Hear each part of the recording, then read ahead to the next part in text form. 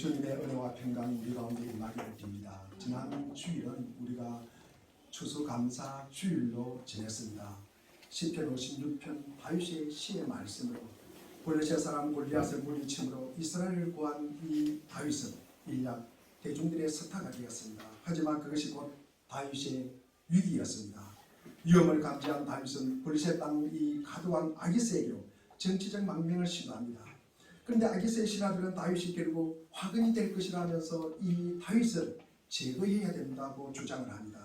그래야 다윗은 미친 척합니다. 성문 문 앞에 앉아서 껄쩍거리면서 글을 쓰기도 하고 수염에 침을 질질 흘리기도 합니다. 먼 너티나무 위에 비둘기 한 마리라는 말처럼 다윗의 처지를 적절하게 설명할 말도 있을까? 나의 방을 주님께서 헤아려 주시고 내가 흘린 눈물을 주님의 병에 담아 주옵소서. 우리가 살다 보면 이런 처지에 빠질 때가 있습니다. 하늘 끝 아득히 떨어지는 타향에 고아가 된 것 같은 느낌 사로잡힐 때가 있습니다. 추수감사 절기는 그렇게 단순히 한 해 동안 우리 주님께서 나에게 베풀어 주신 그 은혜를 돌아보는 것도 중요하지만 우리를 죄와 그리고 죽음에서 구원하여 하늘 백성이 되도록 하셨다. 그 큰 뜻을 되새기는 절기가 되기를 바랍니다. 내가 누구인지 그리고 주인이 내 주인이 누구인지를 깊이 아는 이만이 진정한 감사를 드릴 수가 있습니다. 감사는 알면서 나오는 깨달음입니다. 나의 작음을 알고 그분의 크심을 아는 것이야말로 진정한 감사의 뿌리입니다. 신은 두려워하기 때문에 하나님을 의지했다고 합니다. 그런데 하나님을 의지했더니 두려움이 사라졌다고 말합니다. 이것이 신앙입니다. 나의 안일한 행복을 위해서 고난받는 것 말고 아름다운 세상, 하나님의 뜻이 구현된 세상을 만들기 위해 고난받는 이들은 모두 십자가의 길을 걷는 이들입니다. 그 길을 걷는 이들은 이 시인처럼 당당해야 합니다. 육체를 가진 사람이 나에게 감히 어찌하겠습니까? 신은 이제 하나님께 선한 그대로 감사의 제사를 드리겠다고 말합니다. 이는 주님께서 내 생명을 죽음에서 건져주시고 내가 생명의 빛을 받으면서 하나님 앞에 거닐 수 있게 내 발을 지켜주셨기 때문이다. 그렇게 감사하면서 일주일을 주님의 품 안에서 사셨습니까? 그렇게 사셨습니까? 오늘은 대림절 첫 번째 주일입니다. 우리의 마음에 깃든 어둠, 우리 사이에 깃든 어둠이 조금씩 물러가기를 소망합니다. 등불 하나를 밝히면 천년의 어둠이 사라진다는 말을 믿고 싶습니다. 어둠은 빛을 이길 수가 없습니다. 힘들고 난감한 세월이지만 우리가 빛의 노래를 멈출 수 없는 것은 그 때문입니다. 태어나서 죽을 때까지 인생은 기다림의 연속입니다. 설렘으로 기다리는 이들이 있고 두려워 떨며 기다리는 이들도 있습니다. 뭔가를 혹은 누군가를 기다리는 사람은 아직 오지 않는 미래를 앞당겨서 사는 것입니다. 기다림이 더 간절할수록 우리는 다가오는 미래를 현재로 살아갈 수가 있습니다. 이게 바로 기다림의 신비요 가치입니다. 아무것도 기다리지 않는 사람은 목석과도 같은 사람입니다. 자기 마음을 무로 만드는 이들은 기다림이 부질 없는 짓이라고 말하기도 합니다. 그러나 우리는 유정한 사람이라 좋은 날이 속히 오기를 기다립니다. 코로나19 시대를 사는 우리는 좋은 백신과 치료제가 개발되기를 고대합니다. 그때 비로소 일상이 회복될 수 있다고 생각하기 때문입니다. 지금은 가장 엄중한 시기이지만 이 고통의 시간을 잘 견뎌야 합니다. 시인 김수령은 풀이라는 시에서 비를 몰아오는 동풍에 나부껴 눕는 풀을 노래합니다. 풀이 눕는다. 바람보다 더 빨리 눕는다. 바람보다 더 빨리 울고 바람보다 먼저 일어난다. 버티는 것만이 능사가 아닙니다. 바람이 불면 누워 바람을 피해야 하고 힘들어 울기도 하지만 바람이 잦아들면 툭툭 털고 일어나 허리를 세우면 됩니다. 다니엘 6장 10절에 바벨론의 포로로 잡혀갔던 다니엘이 예루살렘을 향해 난 창문을 앞에 엎드려서 하루에 3번씩 기도했던 것과 마찬가지로 오늘 우리가 드리는 예배가 더욱 경건하고 정성스럽기를 바랍니다. 대림절은 기다림이라는 주제를 중심으로 4주 동안에 우리가 살펴볼 내용입니다. 왜 우리가 기다려야 하는지, 기다리는 사람이 된다는 것은 도대체 어떤 느낌인지, 그리고 기다리지 않는다면 어떤 일이 일어나는지, 왜 하나님은 우리가 더 잘 기다릴 수 있기를 바라는지, 기다림에 대해 더욱 깊이 생각해보는 시간이 되기를 바랍니다. 우리는 늘 바쁩니다. 바쁘고 조급한 삶에 손쉬운 해결책이 있지 않을까. 손쉬운 우리가 해결책도 원하기도 하지만 그보다 앞서서 우리가 대림절 기간을 보내면서 기다림에 대해서 묵상하거나 기다리는 동안 무슨 일이 일어날지를 생각해 보기를 원합니다. 아브라함과 사라를 믿음의 아버지, 어머니라고 합니다. 또 부르심을 받아서 자신을 향한 하나님의 약속의 성취를 평생 동안 기다리는 사람들의 아버지요 어머니입니다. 기다림은 마냥 낙담하면서 시간을 죽이는 것이 아니라 잠잠히 현재를 받아들이는 것입니다. 대림절을 우리가 충분히 소화하고 싶다면 기다리는 법을 배워야 합니다. 즉 미래를 음미하는 기술과 그리고 현재에 머무르는 기술, 그리고 기다리는 행동의 의미를 찾는 기술을 재발견해야 합니다. 이솝 우화 중에 황금알을 낳는 그의 이야기를 우리는 너무나 잘 알고 있습니다. 매일매일 한 개의 알을 낳는 거위를 기다리지 못하고 저 거위를 잡아서 배를 가르면 수많은 알이 있을 것이다. 자기의 생각입니다. 자기의 착각입니다. 하나님의 법칙이 아니라 자기의 욕심으로 불을 창출하고 풍성함을 누리고자 하는 것입니다. 그러나 그의 배 안에는 한 개의 알만 있었습니다. 그 욕심이 기다리지 못하게 합니다. 하루에 한 마리의 거위가 한 개의 알을 낳는 것, 이것은 기다리는 자에게 주어지는 복입니다. 그러나 하루하루의 기다림이 충실할 때 한 개의 알을 얻을 수가 있습니다. 그러나 그 기다림이 없는 자는 오늘 한 개의 알은 있을지언정 내일은 있습니까 없습니까? 내일은 없습니다. 그래서 그 기다림은 현재라고 합니다. 지금 주어진 현재를 기다리지 못하면, 즉 다가오는 순간을, 현재의 순간을 온전히 즐길 수 없을 뿐만 아니라 다가오는 미래도 없는 것입니다. 우리가 대림절 동안 기다려야 하는 이유 중 하나는 현재에 온전히 더욱 즐겁게 머물 기술을 닦고 그리고 배우기 위함입니다. 절기가 주는 교훈을 배우는 일은 그 절기를 더욱 잘 기념하는 데 도움을 줄 것입니다. 하지만 그보다 훨씬 더 중요한 것은 그러한 배움이 기다림의 기술을 단련시켜주고 그 기다림이 통찰력을 더욱 날카롭게 해주고 그 기다림이 하나님과 더 깊이 동행하게 하고 우리 인생 전반에 깊은 영향을 미친다는 사실입니다. 대림절은 그리스도의 여정 가운데 꼭 필요한 기다림의 기술에 초점을 맞춰서 그것을 배우라고 우리를 이 자리에 초청하였습니다. 오늘 보면 창세기 12장에 아브라함과 사례 사이에 이런 대화를 우리가 상상해 볼 수가 있습니다. 먼저 아브라함 이야기합니다. 저기 사례, 네 아브라함, 방금 하나님께서 나에게 말씀하셨어. 그러니까 사라가 무슨 말씀을 하셨어요? 참으로 좋은 말씀이네요. 그랬습니다. 그러니까 아브라함이 하나님께서 우리에게 모든 것을 버려두고 떠나라고 하였어. 사라가 어디로 가란 말입니까? 글쎄 나는 모르지만 우리가 그곳에 도착하면 하나님께서 알려주실 거요. 이어서 사례는 뭐라고 말했을까? 물론 이 대화는 완전히 추측에 불과합니다. 사례는 그저 떠나야만 한다는 말을 듣기만 아마 했을 것입니다. 그럼에도 이 대화는 중요한 의문을 자아냅니다. 바로 성경의 인물들은 영감을 받는 그 순간에 다시 하나님께 뭐라고 말씀을 했을까? 굉장히 저는 의문이었습니다. 우리는 이 이야기를 너무나 잘 알고 있습니다. 그래서 그냥 하나님의 명령이 아브라함에게 임했을 때 그 받았을 충격을 우리는 그냥 간과하고 넘어갑니다. 그냥 쉽게 넘어갑니다.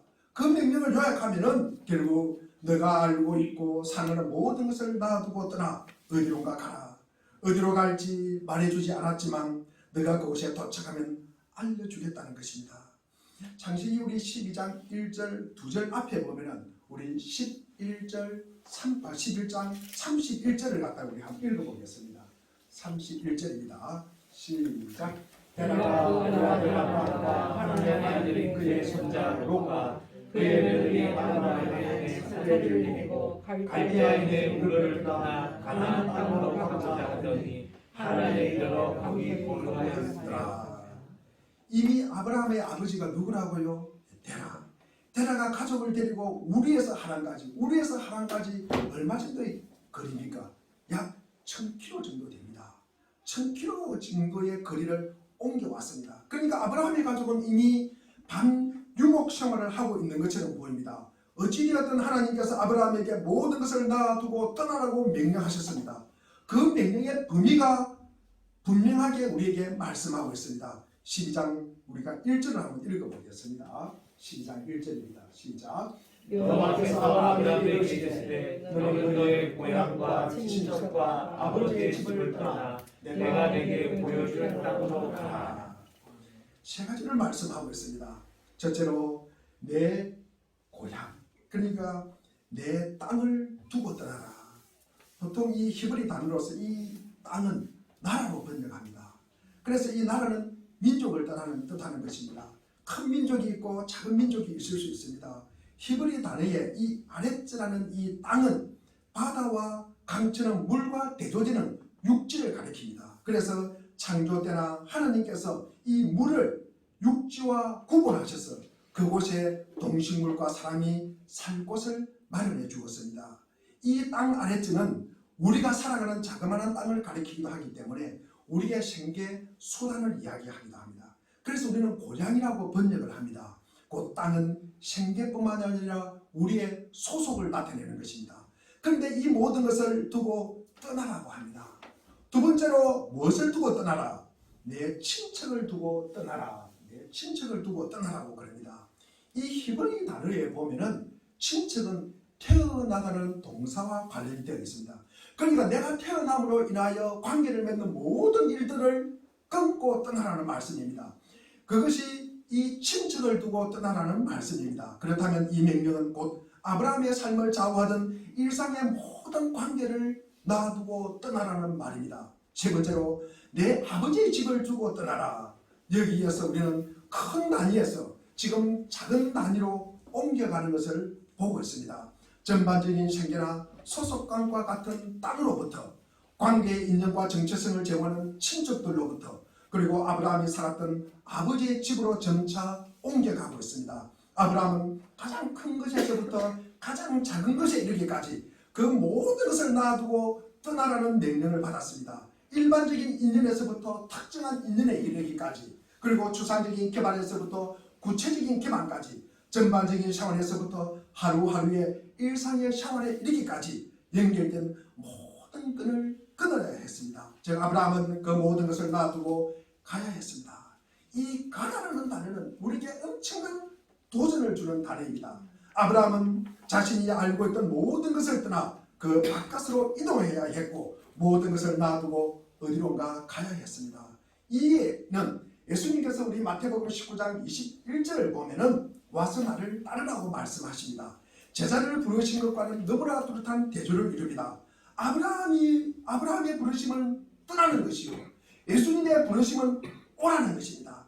하나님께서 아브라함에게 가라고 명령하실 때 이 쓴 단어가 동시에 오라는 말도 같이 쓰이고 있습니다. 당사자가 어디에 서 있는가에 따라서 그 의미가 달라지는 것입니다. 당사자가 명령을 하는 이와 함께 있다면 이 명령은 가라는 의미고 그 다음에 반대로 이 당사자가 하나님과 너무나 무관하게 살아간다. 하나님과 전혀 관련 없이 살아간다. 하나님과 너무 멀리 서서 살아간다. 그러면 그 명령은 오라는 단어입니다. 그래서 이처럼 하나님께서는 하시는 명령은 가라는 뜻인 동시에 오라는 뜻이기도 합니다. 가라는 명령에는 많은 것을 두고 떠난다는 의미가 있고 오라는 명령에는 하나님께서 그 여정을 너와 함께 하겠다는 그런 의미입니다. 기독교 안에서 전문용어로 우리가 사용하는 이 콜링, 그러니까 소명은 특별한 부르심을 의미합니다. 더 나아가서 아주 특별한 인물로서의 부르심을 의미합니다. 이 때문에 하나님께서는 우리를 항상 부르고 계시다는 사실과 하나님의 부르심에는 가기와 오기 그리고 두고 떠나기와 하나님과 동행하기라는 이중적인 의미가 거기에 포함되어 있는 것입니다. 아브라함에게 이루어진 하나님의 부르심은 분명히 평생을 하나님과 동행하는 삶으로의 부르심이기도 했습니다. 우리가 창세기 10장 1절에서 본 바와 같이 하나님께서는 아브라함에게 하나님이 보여주실 땅으로 가라고 말씀하시고, 우리 12장 7절에 보면은 내가 그 땅을 내 자손에게 주리라, 그 땅을 보여주십니다. 하지만 그리고 나서 아브라함은 베델로 갑니다. 그리고 네게브, 그러니까 남방으로 또 갑니다. 거기다가 어디로 갑니까? 애굽으로 또 내려갑니다. 그러다가 애굽에서 다시 돌아오게 됩니다. 우리가 그렇다면 아브라함에게 이루어진 하나님의 첫 부르심은 끝나는 지점에서 정해진 단순한 이동 행위가 아니라는 사실을 알 수 있습니다. 그 부르심은 마음가짐입니다. 그러니까 두고 떠날 수 있는 마음, 하나님과 동행할 수 있는 마음, 그 마음가짐과 관련이 되는 것입니다. 아브라함의 부르심은 정말로 기다림을 향한 부르심입니다. 그러나 아브라함은 위대한 일을 계속 약속받기는 했지만 실제로 그 약속의 열매는 일생 동안 아브라함은 보지를 못했습니다. 아브라함이 자신의 후손들이 소유할 땅을 보았고 분명히 골치를 앓은 뒤에도 가계를 유지할 이 아들을 얻었으니 분명히 씨앗은 받았다고 할 수 있습니다. 하지만 이 씨앗은 아브라함이 죽기까지 계속 씨앗에 머물고 있습니다. 하나에 머물고 있습니다. 이삭뿐이었습니다. 여기서 저는 아브라함이 그 모든 일을 어떻게 생각했는지 참 궁금했습니다. 말씀을 준비하면서 아브라함은 평생에 이삭밖에 못 봤어요. 그러나 주님의 약속을 분명히 하셨어요. 주님은 자기에게 언약을 주셨어요. 그런데 자기가 사는 동안에 그것을 눈으로 보지는 못합니다. 인생의 끝자락에서 과거를 돌아봤을 때 평생은 내가 떠돌아다녔는데, 주님의 말씀에 순종한다고 했는데, 떠나고 동행했는데, 그리고 기다렸는데 그만한 가치가 있었을까? 그는 아마 그런 생각을 했을 거예요. 그런 결론에 이르렀을까? 아니면 그렇지 않다는 결론에 이르렀을까? 우리는 알 수가 없습니다. 하지만 이와 같은 상황에서 우리라면 어떻게 반응했을까? 우리를 향하신 하나님의 부르심은 여전히 떠남과 동행입니다. 옮김과 정함입니다. 그리고 성장과 번영이라는 변화를 향한 부르심입니다. 우리는 안전을 갈망하고 한 곳에 틀을 잡고 있던 자리에 계속 머물고 싶어하는 것이 인간 본성의 일부이긴 하지만 또 한편으로는 움직이지 않는 것은 살아있지 않는 것입니다. 이것이 자연의 법칙입니다. 어린아이가 태어나면 일정한 시간이 지나면 엎치기도 하고요. 좀 있으면 네 발로 기기도 합니다. 10개월 지나고 한 돌이 다가오면은 서기도 하고요. 걷기도 하고 시간이 지나면 뛰기도 해야 됩니다. 그렇지 않으면 어떻게 된 겁니까? 병든 것입니다. 흐르지 않는 물은 썩고 말듯이 우리 역시 움직이지 않으면요 둔해지고 굳어집니다. 물론 하나님의 부르심이 꼭 물리적 환경을 옮기라는 요구는 꼭 그것은 아닙니다. 대개의 경우에는 우리 주님께서 부르시면 내적 환경의 변화를 갖다가 요구하는 것입니다. 즉 변화, 이 바뀔 준비를 늘 하는 것입니다. 그래서 아브라함에게 말씀하신 음성은 오늘 우리에게도 하시는 말씀입니다. 너를 얽매고 있는 것들, 너를 올가매고 있는 것들에서, 그리고 너 자아의 정체성에서, 그리고 너가 매일 살아가는 습관과 방식에서 떠나 내가 내게 보여줄 곳으로 가라. 하나님께서는 우리를 부르시고 우리가 대답하기를 지금도 기다리고 계십니다. 창세기 12장에서 모든 것을 두고 떠나라는 말씀을 듣고 아브라함은 실제로 어떻게 하였을까? 12장에서는 하나님께서 길을 보여주시는 것 말고는 별로 보여준 것이 없습니다. 말만 하셨지, 언약이라는 말만 하셨지, 심지어 어디로 가야 할지조차도 몰랐지만 그럼에도 모든 것을 두고 하나님과 동행할 준비는 되어 있었습니다. 그런데 우리가 15장에 보면은, 15장의 말씀을 보면은 아브라함이 훨씬 더 하나님의 기대에 미치지 못하는 모습을 보게 됩니다. 아브라함이 훨씬 더 인간적인 반응을 보입니다. 하나님께서는 이 아브라함에게 하시는 말씀에 이 아브라함은 그 취지를 갖다가 잘 이해하지 못한 것 같은 느낌을 받습니다. 하나님은 아브라함에게 15장 1절에서 두려워하지 말아라. 그리고 나는 내 방패다. 그리고 내가 받을 상급이 아주 클 것이다. 이렇게 이야기를 합니다. 우리 15장 1절 말씀을 한번 읽어보겠습니다. 시작. 이후에 여호와의 말씀이 하나님이 아브라함에게 임하여 이르시되 아브라함아 두려워하지 말라. 나는 내 방패요 너의 지극히 큰 상급이니라. 하나님께서는 아브라함에게 두려워하지 말라고 말씀하셨습니다. 두려워하지 말라는 말은 이 명령은 성경에 자주 나오는 내용입니다. 천사들이나 하나님이 환상이 나타날 때마다 거의 매번 두려워하지 말고 안심시키는 표현이 함께 나옵니다. 이러한 표현이 반드시 필요한 까닭은 하나님의 임재 앞에서는 누구나 두려워하는 반응이 반드시 나오기 때문입니다. 우리가 하나님 앞에 바로 설 수가 없기 때문입니다. 구약 성경을 전체를 관통하는 흐름을 보면 하나님은 너무나 거룩한 분이에요. 그리고 너무나 경외감을 일으키는 분으로 모셔야 되기 때문에 실제로 두려움이 그분 앞에, 그분의 임재 앞에서 느낄 수 있는 아마 유일한 감정이었을 것입니다. 반면에 기독교 전통에서 대개 친밀감이 우리 예수 그리스도를 통해서 오심으로 친밀감과 두려움으로 대체되고, 그리고 세상을 향한 하나님의 사랑이 두려움에 대한 그 전통을 뒤엎습니다. 그러나 하나님과 우리의 관계를 보면은 그 안에는 사랑도 있고요, 그 안에는 때로는 위험성도 있고, 때로는 친밀함도 있고, 그 안에는 때로는 두려움이 함께 거기에 혼재되어 있는 모습을 우리는 늘 보게 됩니다. 하나님께서는 모든 것을 아우르는 깊고도 열정적인 사랑으로 우리를 사랑하시지만 그 사랑은 불처럼 따스합니다. 때로는 그 불처럼 우리를 태워버릴 것처럼 위험하기도 하다는 것입니다. 아브라함은 분명히 두려움을 느끼만 했습니다. 그래서 강하고 두려운 하나님께서 그 임재 가운데 아브라함의 안전을 재차 보장하려고 이 말씀을 하신 것입니다. 그런데 아브라함의 반응을 보면은 실은 아브라함이 두려워했던 것은 그것이 아니라는 사실을 우리는 알 수 있습니다. 하나님의 임재가 아닌 것 같다. 아브라함이 두려워하는 두려움은 하나님께서 약속한 이 약속의 성취에 더 관심이 있었던 것입니다.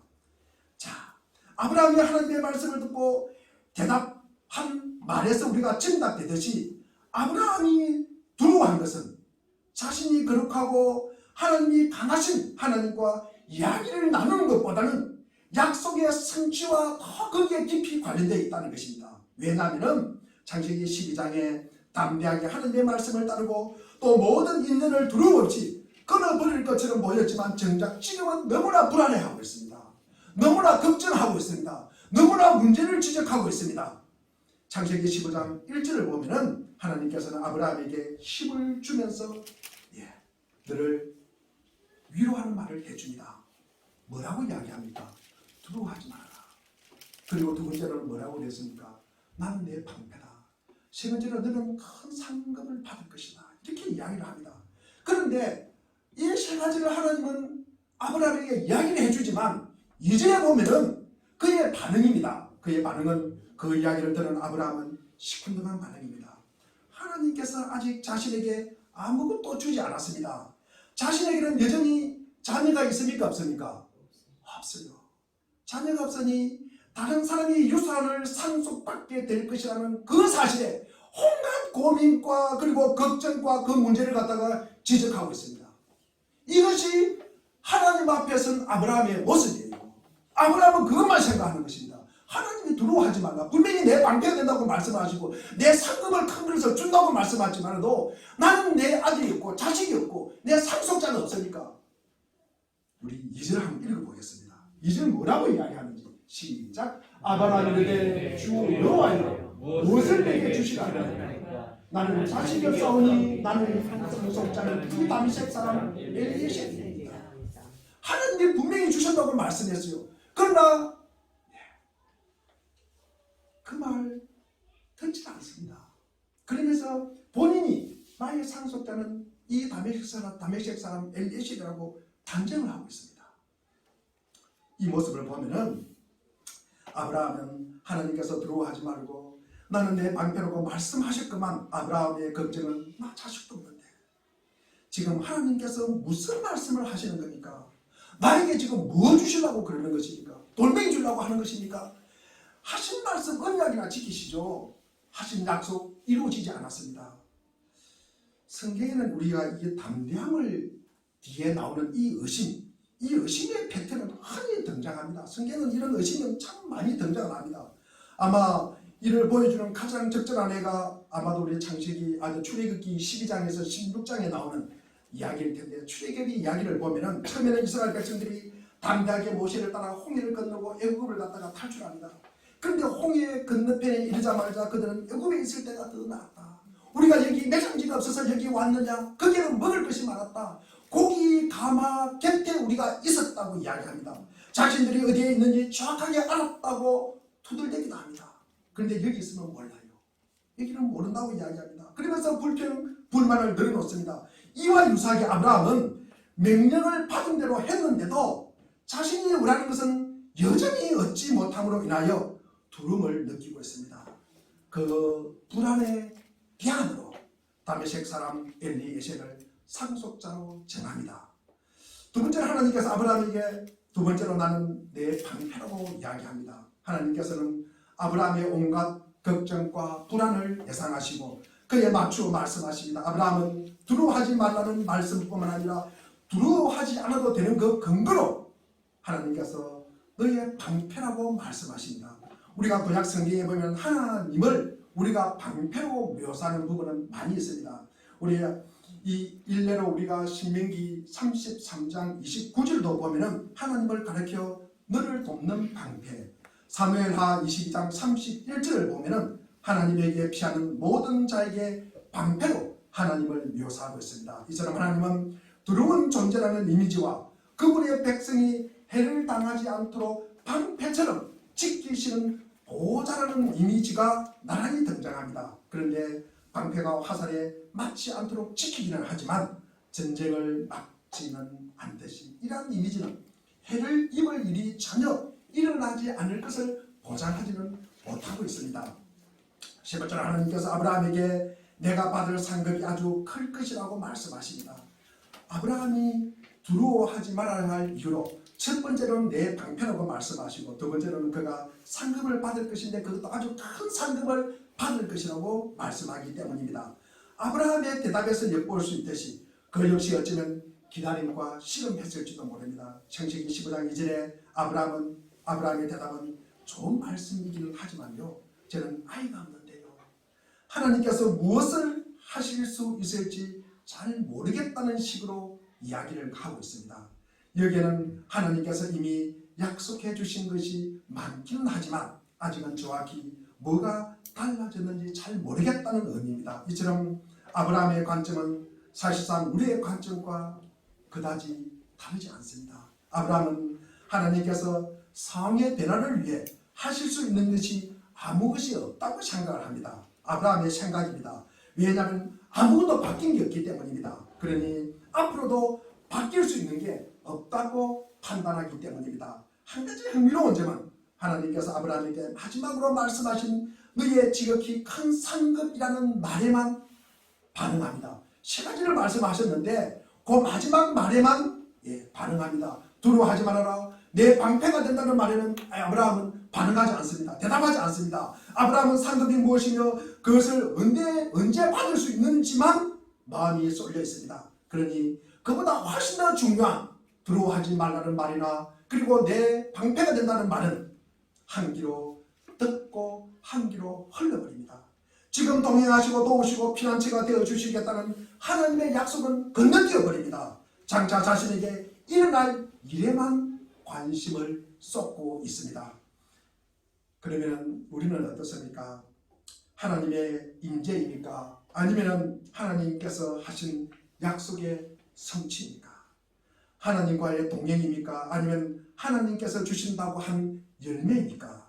우리가 하나님 앞에서 잠잠히 머무는 것입니까? 아니면 하나님 앞에서 무언가를 해서 큰 성과를 내는 것입니까? 우리 사랑하는 물된 동산교회 교회 여러분, 우리는 어떤 처지와 형편에 있습니까? 우리에게 지금은 변화가 없지만 앞으로 엄청난 변화가 있을 것이라는 하나님께서 주신 그 마음과 생각이 그 사람을 하나님 앞에서 현재에 굳건하게 살아갈 수 있게 하는 것입니다. 아브라함은 자신이 과거와 미래 사이에 끼어 있음을 느꼈지만 현존하시는 하나님에 대한 믿음을 온전히 붙잡지 못한 것 같습니다. 이와 동일하게 하나님께서는 우리에게도 두려워하지 말라, 내가 너 피난처가 되고 방패가 된다고 말씀하시며 미래의 상급이 아무리 크다 할지라도 상급을 황급하게 쫓아가기보다는 현존하시는 하나님과 함께 가만히 머물기를 바라십니다. 우리 믿음의 사람들은 별일 있으나 별일 없으나 때로는 기쁠 때나 슬플 때나 흥분하거나 날뛰지 않고 평상심을 갖고 하나님 앞에 머무는 것입니다. 무슨 하나님의 언약이 성취되어야 하나님을 찬양하고 예배하는 것이 아니라 그 하나님의 언약 성취와는 무관하게 하나님 앞에 잠잠히 머무는 것이 먼저입니다. 아무 흔들림 없이 주님의 임재를 받아들이는 것입니다. 이게 바로 기다림의 위대한 의미입니다. 우리 사랑하는 물된 동상교회 교우 여러분, 믿고서 카잔차 키스의 자서 전에 올해 여름에 어린 카잔차 키스는 아버지와 함께 포도밭에 있는 오두막에 가서 지냈습니다. 갑자기 시커먼 구름이 몰려오고 한바탕 폭우가 쏟아집니다. 집에 두고 온 건조 중인 포도를 지키기 위해 아버지는 집으로 달려갑니다. 하수도가 넘쳐서 길바닥에 물이 강처럼 흘렀습니다. 집집마다 1년 내내 고생에 거둔 반쯤 말린 포도가 물에 휩쓸려 갔습니다. 마을 곳곳에는 여인들의 통곡 소리가 울려 퍼집니다.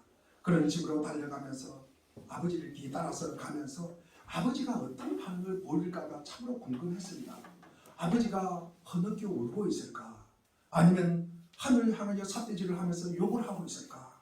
집에 도착해 건조장을 보니까 과연 포도가 하나도 없었습니다. 아버지는 문간에 서서 수염을 깨물고 있었고 어머니는 그 뒤에서 훌쩍훌쩍 울고 있었습니다. 그가 아버지, 포도가 다 없어졌어요 라고 말하자 아버지는 큰 소리로 묵직하게 대꾸합니다. 시끄럽다! 우리들은 없어지지 않았다. 우리들은 없어지지 않았다. 니코스 카잔차키스는 그 순간을 절대로 잊지 못한다고 이렇게 말합니다. 나는 그 순간이 내가 인간으로서 위기를 맞을 때마다 위대한 교훈 노릇을 했다고 믿는다. 나는 욕이나 예언하지도 않고 울지도 않으면서 문간에 꼼짝하지 않고 침착하게 서 있던 아버지의 모습을 항상 기억한다. 꼼짝 않고 서서 재난을 지켜보며 모든 사람들 가운데 아버지 혼자만이 인간의 위험을 그대로 지켰다. 아버지가 그 어려움 속에 꼼짝없이 버틸 수 있는 것은 무엇인가? 아버지는 아픔이 없는 분인가? 아버지는 감정이 없는 것일까? 그렇다면 우리에게 기다림은 어떤 의미가 있습니까? 현재를 살아내는 힘입니다. 그 자리에 굳건하게 서게 하는 힘입니다. 어떤 한란과 고통과 아픔과 고난일지라도 우리는 주님의 자녀라는 정체성을 가지고 우리는 주님의 품 안에 머물러 있어야 합니다. 그것이 기다림의 위대함입니다. 대변자는 우리를 능동적인 기다림의 위치로 부른다고 할 수 있습니다. 이는 곧 세상에 나타난 하나님의 임재의 희미한 빛을 알아보고 확실하게 그것을 받아들이는 것입니다. 선명하게 나의 것으로 만드는 것입니다. 계속해서 이어져 온 하나님의 역사 속 활동을 떠올리며 기념하라는 것입니다. 또 간절히 바라지만 완전하면 이룰 수 없는 우리 그리스도인의 삶의 특성, 거의 이루어졌지만 아직 완전히는 아니다는 것 솔직하게 우리에게 인정하라는 것입니다. 무엇보다 대림자는 우리를 현재의 순간으로 부릅니다. 고요하지만 능동적으로, 평온하지만 확고하게 현재의 삶에 전념하게 합니다.